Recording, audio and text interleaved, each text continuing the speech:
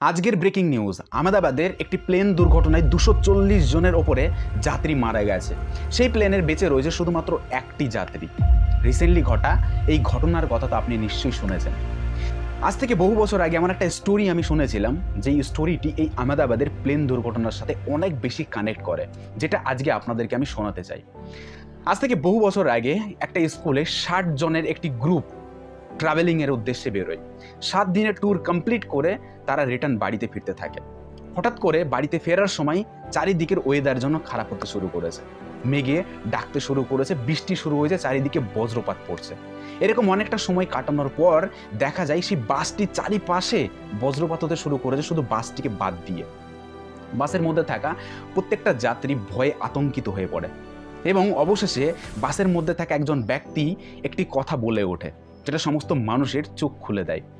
সেই মানুষটি বলতে থাকে, এই বাসের মধ্যে থাকা কোনো একজন ব্যক্তির মৃত্যু আজকে ঘটতে চলেছে। কেন কি, বাইরে চারিদিকে বজ্রপাত হচ্ছে শুধুমাত্র বাসটিকে ছাড়া। তাহলে কোনো একজন ব্যক্তি আছে যার মৃত্যু আজকে এই বাসের মধ্যে ঘটবে। যদি সেই মানুষটিকে আমরা শনাক্ত না করতে পারি, হয়তো হতে পারে আমাদের সবার মৃত্যু আজকেই ঘটবে। তাহলে একটা কাজ করা যাক, দূরে একটি গাছ দেখতে পাচ্ছি, এই বাসটিকে এখানেই থামানো যাক এবং সেই বাসে থাকা এক একজন মানুষ সেই গাছটির কাছে পৌঁছাবে আর গাছটিকে টাচ করে আবার রিটার্ন বাসের মধ্যেই ফেরত আসবে। এতে করে বোঝা যাবে যে আজকের এই বাসের মধ্যে থাকা কোন মানুষটির মৃত্যু হবে। কারণ যেই মানুষটির মৃত্যু হবে, গাছের কাছে পৌঁছানো মাত্রই বজ্রপাত তার মাথায় হবে এবং সেই মানুষটা স্পটে মারা যাবে আর আমরা সবাই বেঁচে যাব।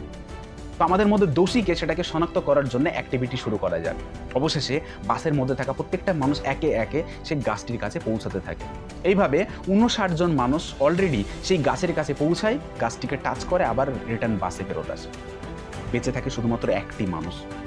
59 জন মানুষ সেই মানুষটিকে ব্লেম করতে থাকে, তোর মৃত্যু আজকে ঘটবে, তুই সব থেকে বেশি পাপী যেই বাসের মধ্যে আজকে আছিস, তোর জন্য আমরা সবাই বিপদের মধ্যে পড়েছি, এবার তোর পালা, তুই গাছের কাছে পৌঁছা এবং গাছটিকে টাচ করে রিটার্ন ব্যাক কর।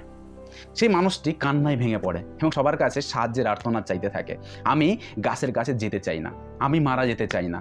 কিন্তু অবশেষে ওই 59 জন মানুষ ঠেলে সেই মানুষটিকে গাছের কাছে পাঠায় এবং কিছু সময় পরে যখনই সেই মানুষটি গাছের কাছে যায়, বাসের উপরই বাজ পড়ে এবং 59 জন মানুষ জায়গায় মারা যায়।